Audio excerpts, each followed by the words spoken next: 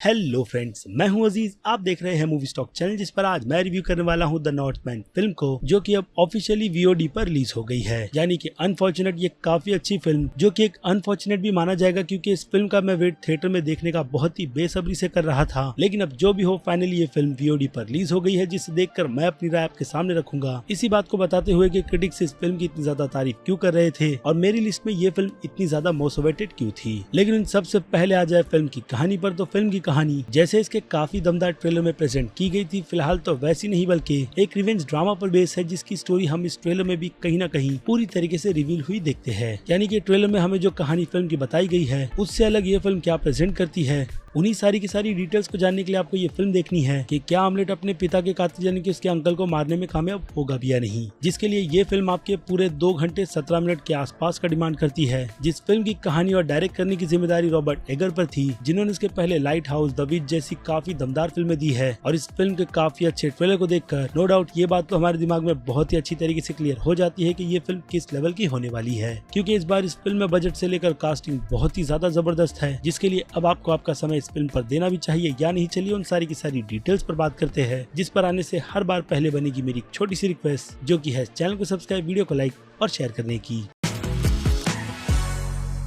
तो फ्रेंड्स, तो सबसे पहले बात करें इस फिल्म की कहानी की एडेप्टेशन की, तो नो डाउट कि फिल्म की कहानी आपको ट्रेलर से हटकर जब फिल्म में देखने के लिए मिलती है, तो आपके दिमाग में शेक्सपियर की लिखी गई नॉवेल हेलमेट तो बहुत ही ज्यादा चलेगी, और ऐसा होना भी चाहिए, जिसकी असल में इंस्पिरेशन विलियम शेक्सपियर ने भी द लेजेंड ऑफ हेलमेट की कहानी से ली है, जिसके दावे के अकॉर्डिंग कहा यही जाता है कि ये कहानी हेलमेट से भी काफी ज्यादा पहले की है, जिसमें सुधार कर विलियम शेक्सपियर ने हेलमेट जैसी काफी अच्छी कहानी लिखी थी। और अगर आपको उसके बारे में कुछ भी नहीं पता है, तो हैदर जैसी फिल्म आपको उसका एक अच्छा खासा एग्जाम्पल दे देगी। लेकिन इस बार ये टॉपिक अपनी असल ही कहानी पर फोकस करता है, यानी जहाँ से इसके सोर्सेस को उठाए गए थे विलियम शेक्सपियर से, वहाँ से ये स्टोरी हमें वाइकिंग्स के जमाने में ले जाती है, जिसमें अब ये फिल्म कितनी ज्यादा सक्सेस हुई है अगर उसकी बात करें, तो नो डाउट फिल्म का बजट इस फिल्म के साथ में बहुत ही ज्यादा जस्टिस करते हुए इस फिल्म को वाइकिंग्स के उस सीधे जमाने में ले जाता है, जहाँ पर डायरेक्टर रॉबर्ट का विजन इस पूरी दुनिया को दिखाने का बहुत ही ज्यादा अच्छा था। क्योंकि मैं इसकी दुनिया में पूरी तरीके से खो गया था, जिसमें मैं ये भूल गया कि मेरी सबसे बड़ी डिसअपॉइंटमेंट इस फिल्म को लेकर जो थी, वो थी इसकी प्रेजेंटेशन, जो ट्रेलर में जैसे कि मैंने कहा हमें ब्रेव हार्ट जैसी फिल्मों की याद दिलाती है। लेकिन असल में कहानी कैसी है, उसका एक अच्छा खासा बेस मैंने आपको तैयार कर बिल्कुल ही स्पॉइलर फ्री दे दिया है। और अब उस हिसाब से इस फिल्म को जज किया जाए,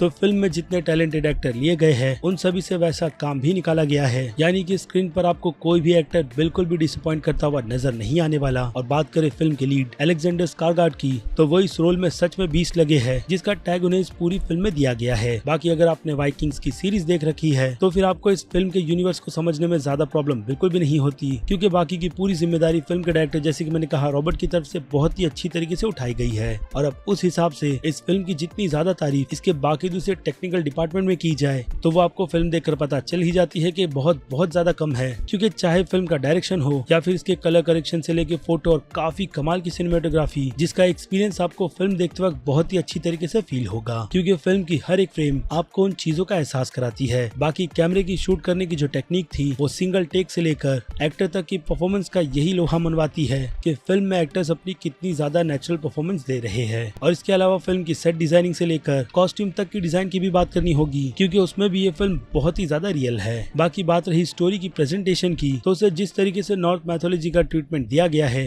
रियलिटी के ग्राउंड पर रखते हुए, कि फिल्म में वो कैरेक्टर ओडन, थॉर, इन सभी को कैसे मानते हैं और उनके दिमाग में वो सारी की सारी चीजें किस तरीके से चलती है। और उसके बाद उसका दूसरा टेक यानी कि दूसरा विजन भी हमें इतनी साफ तरीके से दिखाकर ये चीज तो समझा दी जाती है कि वैसे टाइम पीरियड के लोगों की सोच कैसी थी। बाकी हाँ, अब भी डिसअपॉइंटमेंट और वीडियो के नीचे कमेंट इस फिल्म की पब्लिसिटी को लेकर तो रहेगा ही, क्योंकि पोस्टर तक में वो सारी की सारी चीजें हमें इसी बात का हिंट दे रही थी कि ये फिल्म वाइकिंग्स के इस यूनिवर्स में हमें हिसाब से बहुत ही ज्यादा खून खराबा दिखाएगी, जो कि असल में इस फिल्म में है, लेकिन स्टोरी की डिमांड के हिसाब से। यानी ये फिल्म जैसी दिखती है वैसी है नहीं। जिस पॉइंट को मैं बार बार इसलिए रिपीट कर रहा हूँ, क्योंकि लोग इन्हीं चीजों को देखकर इस फिल्म को देखना चाहेंगे, तो उनकी नजर में डेफिनेटली ये फिल्म उन्हें डिसअपॉइंट करेगी, क्योंकि वैसी ही उम्मीद मैंने इस फिल्म से बांध रखी थी। लेकिन ऐसा नहीं है कि इस हिसाब से ये फिल्म अपने मैसेज को डिलीवर करने में पूरी तरीके से कामयाब नहीं होती, बल्कि जैसा टेक और जिस तरीके की प्रेजेंटेशन इस फिल्म को दी गई है, उसमें ये फिल्म 100% वर्क करती है और आपको वैसे लेवल में बिल्कुल भी डिसअपॉइंट नहीं करेगी। इसलिए मैं आपकी उम्मीद को बिल्कुल भी ना बढ़ाते हुए पहले ही इन बातों को क्लियर कर रहा हूँ। बाकी फिल्म तो आप फैमिली के साथ बैठकर नहीं देख सकते, क्योंकि फिल्म में कुछ न्यूडिटी और ब्रूटलिटी भी डाली गई है, खास करके शुरुआत की वॉर की उस सिचुएशन की, जहाँ इन चीजों को देखकर आपको भी अंदाजा हो जाएगा कि हिस्ट्री जैसी हमने स्कूल में पढ़ी है वैसी तो बिल्कुल भी नहीं थी। और इसके अलावा आ जाए फिल्म के कमाल के बीजीएम पर, तो वो आपको थ्रिल करने का ही काम करता है और उसमें भी ये फिल्म बहुत ही अच्छी तरीके से सक्सेस भी होती है।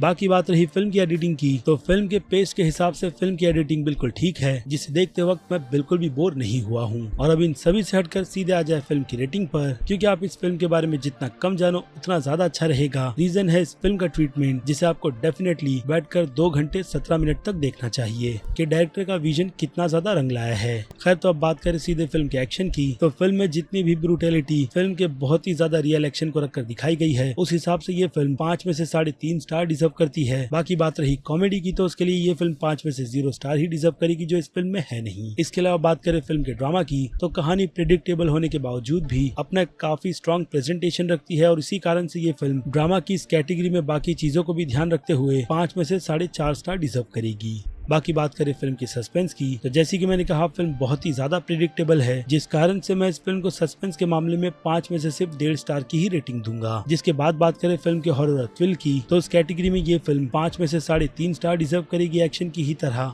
जिनसे हटकर अब बात करें मास ऑडियंस की, तो नो डाउट कि मास ऑडियंस को ये फिल्म बिल्कुल भी पसंद नहीं आएगी, यानी कि उनकी नजर में ये फिल्म सीधे सी की कैटेगरी डिजर्व करेगी। जिसके बाद बात करें क्रिटिक्स की, तो क्रिटिक्स की नजरों में ये फिल्म एक ही कैटेगरी की है, क्योंकि उन्हें ये फिल्म बहुत ही ज्यादा पसंद आई है, और उन्हीं की बातों से एग्री करते हुए मैं भी इस फिल्म को एक ही कैटेगरी में रखूंगा, क्योंकि मैंने भी इस फिल्म को पर्सनली बहुत ज्यादा एंजॉय किया है। लेकिन फिलहाल तो ये मेरा पर्सनल ओपिनियन है द नॉर्थमैन फिल्म को लेकर, जिस बारे में आपकी राय मुझे कमेंट में चाहिए, क्योंकि अब मेरी तरफ से वक्त है वीडियो को यहीं पर खत्म करने का। मैं हूँ अजीज, आप देख रहे थे मूवी स्टॉक चैनल, जिसे अगर आपने अभी तक सब्सक्राइब नहीं किया है तो सब्सक्राइब कर लीजिए, और बगल में बने हुए इस बेल आइकन के साथ साथ नोटिफिकेशन को भी ऑल पर क्लिक कर दीजिएगा। बाकी अब मैं मिलूंगा जल्दी आपसे दूसरी किसी वीडियो में किसी और फिल्म या फिर किसी और सीरीज के टॉपिक पर बात करते हुए। तब तक के लिए आप मेरे चैनल के बाकी दूसरे वीडियोस को भी एंजॉय कीजिए। Till then bye.